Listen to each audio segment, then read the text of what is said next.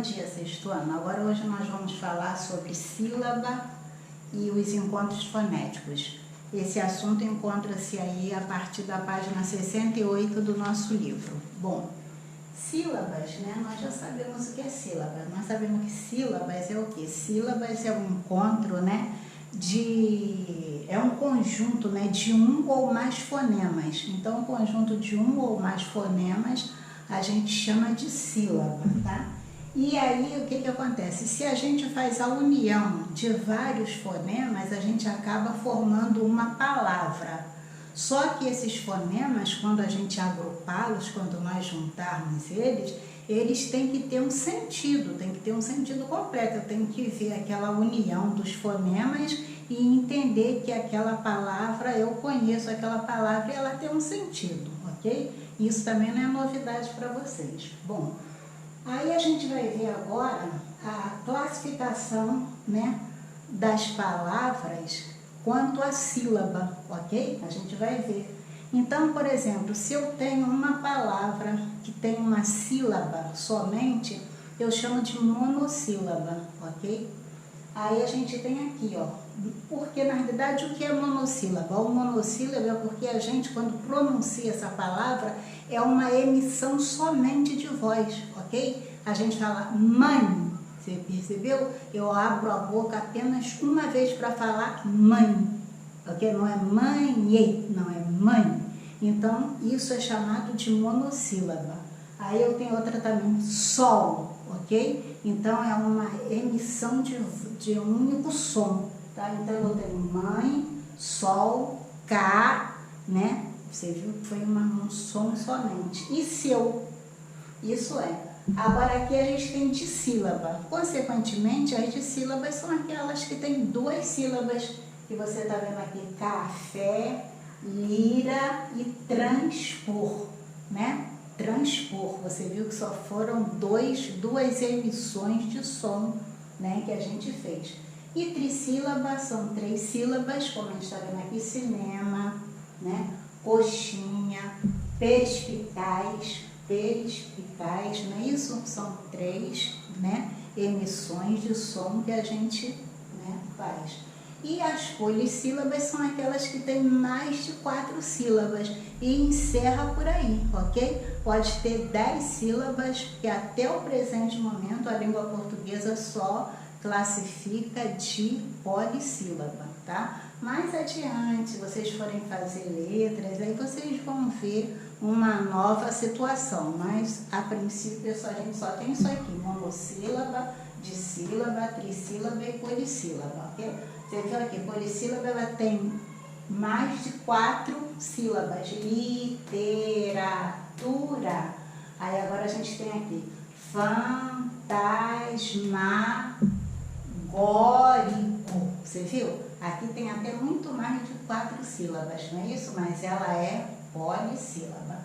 Agora as sílabas, elas são classificadas também de acordo com a sua intensidade, de acordo com a força que a gente emite quando chega naquela sílaba, ok? Então, quanto a essa intensidade, a sílaba ela é classificada em átona, né, e tônica. O que são as sílabas átonas? São aquelas que a gente a gente não vê tanta força naquela sílaba. A gente pode até voltar aqui, ó, nessa palavra aqui. Tem aqui, ó, fantasma,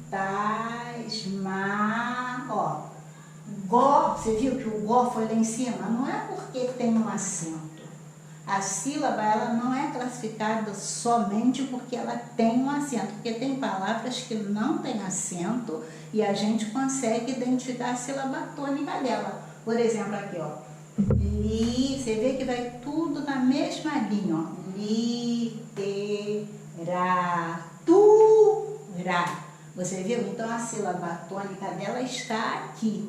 Então, não é necessariamente a tônica, não é porque tem um acento. A sílaba tônica é porque naquela sílaba a gente vê realmente uma acentuação de voz maior. A gente tem até umas estratégias, né? Eu já falei com alguns alunos, né? quando a gente quer saber a sílaba tônica de uma palavra, então a gente pensa nessa palavra como ela se fosse um nome de alguém, tá? Então eu quero dizer que alguém se chama, por exemplo, completo. Fulano, alguém tem o nome de completo. Aí a gente chama assim, completo. Você viu?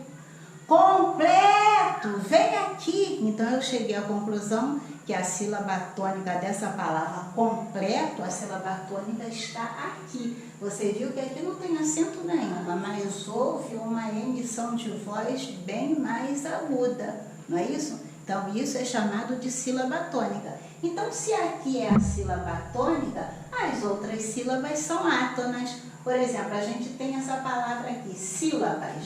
Então você vê que a sílaba tônica está aqui, até porque a gente está vendo que tem um acento aqui. Então, se essa sílaba é tônica, as outras sílabas eu classifico como átonas, ok? Só até aí. Depois você vai ver também essa outra questão das outras sílabas também. Mas por hora eu só quero que vocês saibam o que é a sílaba tônica e o que é a sílaba átona. Então, tem um exemplo aqui, ó. Aqui a gente tem. O que são as sílabas átonas? São pronunciadas com mais força.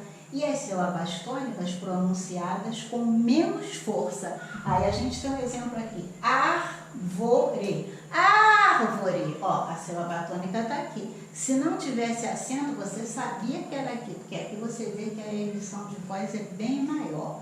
Aí agora aqui tem aqui, ó. Morango. Olha, a sílaba tônica está aqui. E não tem acento nenhum. Mas você sabe que está aqui. Aí depois tem a outra aqui, sofá. Aí essa tá na cara, né? Porque tem um acento aqui. Mas a gente ainda continua com o nosso livro. Aí no seu livro tem o seguinte, tem os chamados, né?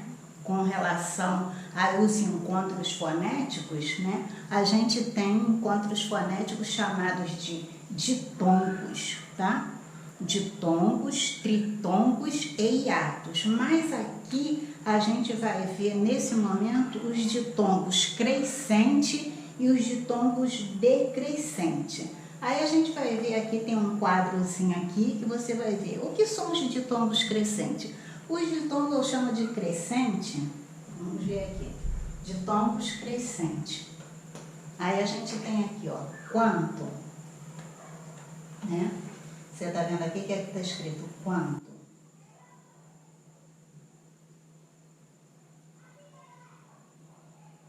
Você está vendo que eu vou separar isso aqui, não vou? Vou separar. Então, quando eu separo, o que vai acontecer? Vai ficar assim. Quanto.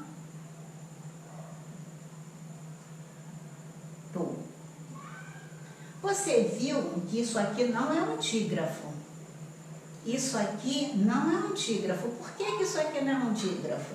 Porque você viu que esse U aqui é pronunciado. Então, aqui está quanto. Então, esse U e esse A, ele não se separa. Então, aqui a gente está diante de um ditongo. São duas vogais, ditongo. E a gente aprendeu que o U e o I, ou seja, o I e o U, quando eles estiverem dentro de um encontro, ou seja, dentro de uma sílaba, eles são classificados como semivogal. Aqui ele não é vogal, aqui ele é semivogal. O que é semivogal? Ele é classificado como semivogal porque a gente não precisa articular tantos lábios para pronunciar U e I. Você está percebendo? A gente fala U sem articular muito e sem articular também, tá? Em contrapartida, o A não tem como a gente falar A com a boca fechada. Então, por isso que essas duas letras, elas foram classificadas dentro de encontros como semivogal, porque a boca fica semi-aberta para a gente pronunciar. Então, eu tenho um ditongo aqui formado por U, que é classificado como semivogal, e o A, que é vogal. Então, quem é maior, a vogal ou a semivogal?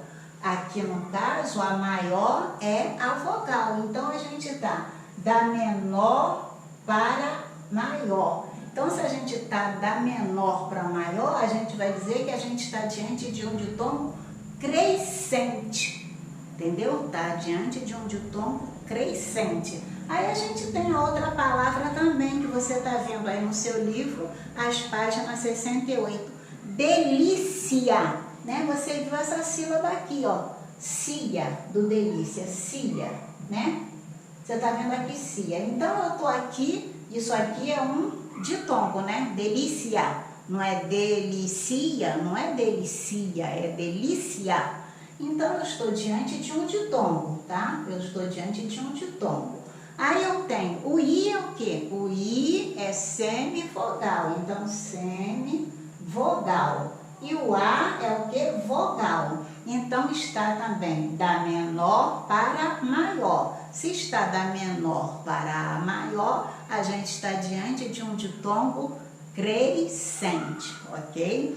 E depois a gente vai ver os ditongos decrescentes. Por exemplo, a gente tem a palavra véu, né, que está aí no seu livro, véu. Não é isso? Véu. Então, a gente tem aqui uma vogal e uma semivogal. Então, a gente está o quê? Da maior para menor.